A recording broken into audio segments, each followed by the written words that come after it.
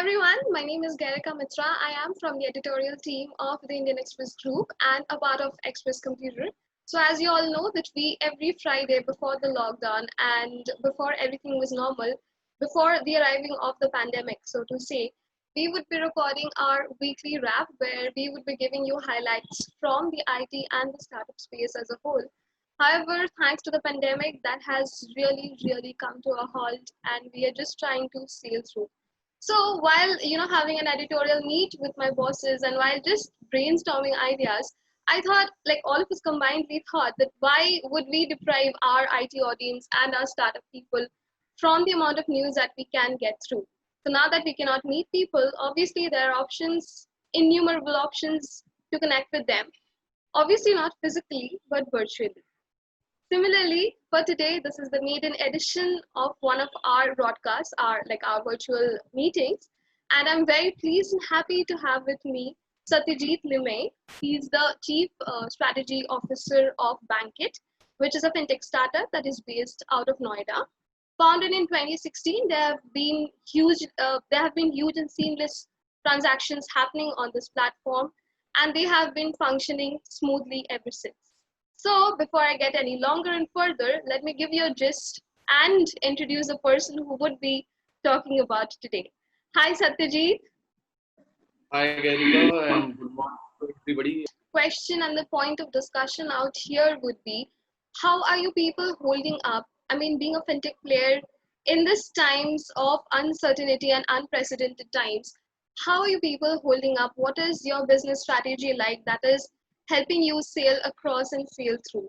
And also, if you could give us a download of how Bankit functions and performs. So, Bankit basically is an assisted B2C company. What that means is we are into financial services. So, we have a point of presence. We have agents who work on the ground. Bankit has very clearly identified some gaps. For example, urban to rural gap, physical to digital gap, self-serviced to assisted gap. So Bankit was formed to essentially solve these problems. And as a platform, what we do is we appoint agents, and these agents give the financial services out to emerging middle class and migrants. And we have seen that it was important for us right from the start. I mean, this COVID is a new situation, unprecedented situation.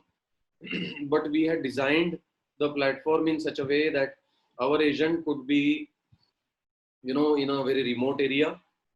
He should be able to connect through phone.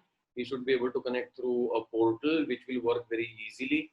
It should be very intuitive. So we had, from the start, we had a digital design in mind, that how we should be able to operate the whole thing from a cloud, and people should be able to operate from anywhere.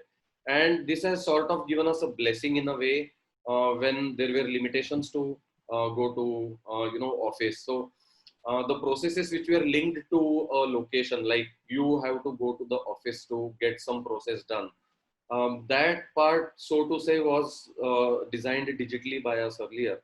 And during COVID times, we have seen a massive growth in terms of requirement coming for becoming an agent in an area, because ATMs and those things were difficult to reach. So a lot of people who were living in a catchment area, we saw that huge amount of requirement came to become a financial service agent, because he's a local bank branch irrespective of the bank. So in last 3 to 4 months, we have seen a good traction for our platform. People are willing to become an agent, and those who were already an agent, they have started using a lot more services on our platform. So I think it was a good challenge to face. Well, surely that was very interactive and enlightening to know. Now, I was, like I said, that I majorly enjoy writing about the startup space and the IT space. So you must have read about the amount of layoffs that have been happening in the startup space. It's Yeah. not something, yes, and also I've been reading about the mental breakdown and the mental illness owing to the pandemic and owing to the fact that people have been losing their jobs. However, at the Yeah. same time, you definitely must have heard about the SaaS startup Postman and also about Reliance Jio. So, like recently, last week only, I'd written that with the recent investment in Reliance Jio, this marked the 11th one. And the startup, the SaaS startup Postman also, like it is based out of Bangalore and San Francisco. So they've also, kind of turned out victorious in this way. So what do you have to say about this, dual situation where on one hand people are raising money and on the other hand it's very difficult to anticipate this kind of a situation. So your thoughts on that? Yeah, I think it is a very interesting sort of a situation to face by an entrepreneur. I have always loved to live like an entrepreneur, and entrepreneurship space excites me. I think entrepreneurs are net creators of GDP, and I would believe there is a contrast that is created by COVID situation. The contrast is there are physical limitations of work. At the same time, you will find a lot of difficulty of approaching the market, approaching your investors. So from a entrepreneurship angle, I would believe that it has not only created opportunity, because COVID should not be seen as merely a challenge. There are businesses who have discovered new ways of approaching the customers. I believe there is a amount of visits that are now curtailed, but at the same time entrepreneurs should start thinking digitally of how to make sure that all your organizational processes can happen irrespective of where a person is located. At the same time, how to approach your customers has a new digital thinking to be applied. That how can I make sure that I give the same selling experience, you know, not visiting the person. Of course, there is a big advantage of sitting across the table and making sure that a rapport is established. But there have to be a new way of establishing the rapport and making sure that your selling is automated, it is frictionless. All right, yes. I mean, of course, there is a silver lining lying at the end of the cloud. So, my last question for from this interaction would be like you already gave us a download about how entrepreneurs should keep soaring high and high. So probably one takeaway, one piece of advice from you, because like I mentioned in my previous question, that a lot of them have had mental breakdowns. So if you could give us some pieces of advice in order to, just sail smoothly and have them on board and just perform seamlessly. I think I have two simple points to present. One is entrepreneurs, and there is a lot of leadership examples prevalent. My takeaway from the situation was entrepreneurship is now about providing the leadership in terms of fulfilling the vision vacuum.